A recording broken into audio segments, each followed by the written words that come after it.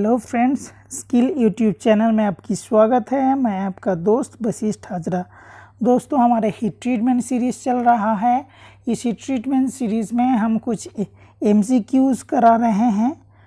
और आपने अगर मेरे चैनल में आज पहले दिन है तो इस चैनल को सब्सक्राइब कर लीजिए और अपना जो ITI की फ्रेंड्स हैं उनको ये वीडियो शेयर कर लीजिए। ये जो सीरीज़ है बहुत इम्पॉर्टेंट है और हीट ट्रीटमेंट का जो चैप्टर है ये भी बेहद इम्पॉर्टेंट चैप्टर है। बहुत सारे कॉम्पिटिटिव एग्ज़ाम्स में इसे बहुत सारे क्वेश्चन देखने को मिलता है। चलिए ज़्यादा ना टाइम लेते हुए मैं शुरू करता हूँ।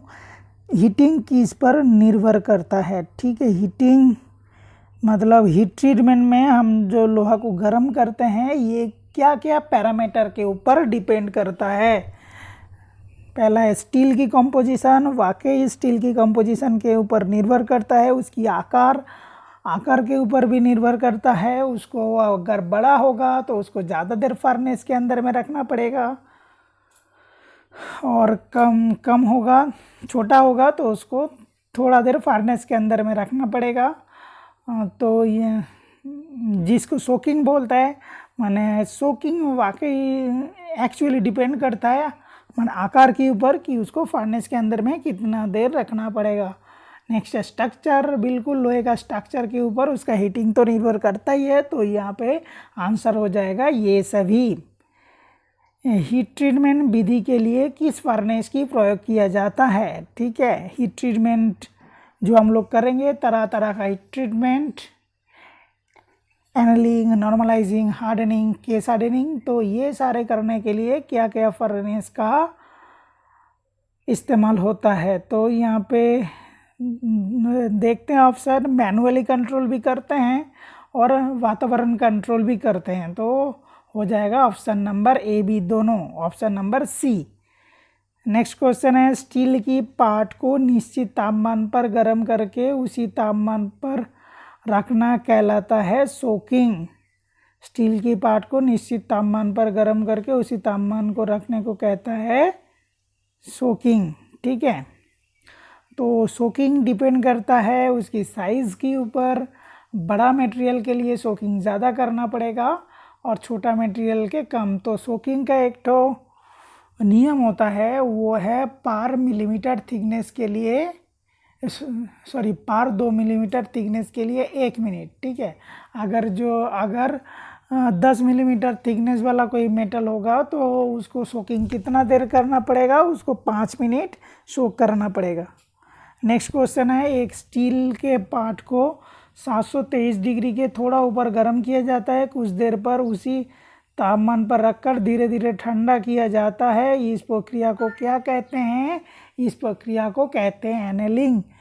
दोस्तों, यहाँ पे क्वेश्चन में सीधा सीधा एनेलिंग का डेफिनेशन दे रहा है। ठीक है, चलिए आपका याद के लिए बता दूँ। अगर गर्म करके उसको फर्नेस के अंदर में ठंडा किया जाता है धीरे धीरे, फर्नेस को बंद करके, तो उसको बोलते हैं एनेलिंग। अगर उससे बाहर निकल के हवा में ठंडा किया जाता है तो उसका बोलते हैं नॉर्मलाइजिंग। अगर उसको निकाल के तेल या पानी या ब्राइन सॉल्यूशन में डुबो दिया जाता है तो उसको कहते हैं हार्डनिंग।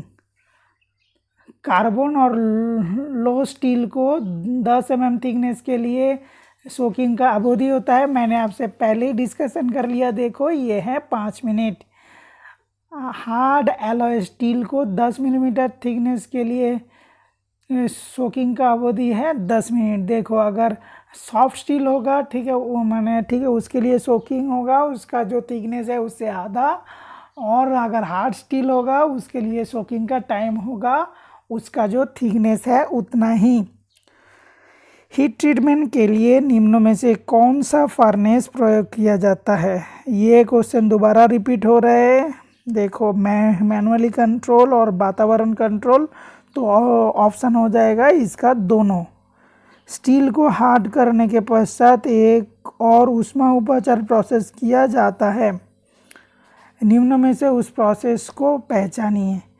तो हार्ड करने के बाद और एक हीट ट्रीटमेंट करना उस मटेरियल को ज़रूरी होता है, उसको बोलता है टेम्परिंग। क्यों टेम्परिंग, क्यों हीट ट्रीटमेंट करने की ज़रूरत होता है?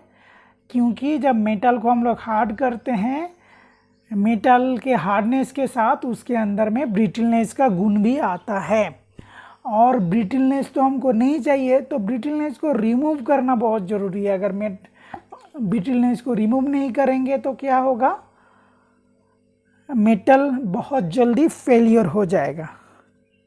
ठीक है, इसीलिए उस ब्रिटलनेस को रिड्यूस करने के लिए टेम्परिंग करने की ज़रूरत होता है।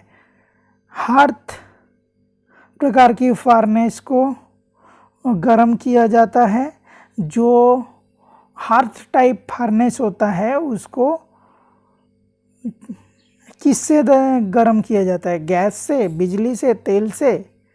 तो हार्थ टाइप जो फार्नेस है उसके लिए ऑप्शन हो जाएगा ये सभी। बात प्रकार की फार्नेस में प्रयोग किए जाने वाले मिश्रण होता है sodium cyanide, sodium chloride, barium chloride, या ये सभी आंसर हो जाएगा ये सभी।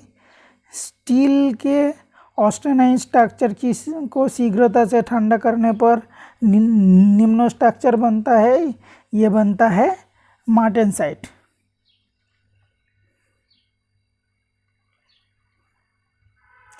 नेक्स्ट क्वेश्चन है, थर्मोकपल का प्रयोग किया जाता है थर्मोइलेक्ट्रिक पायरोमीटर में।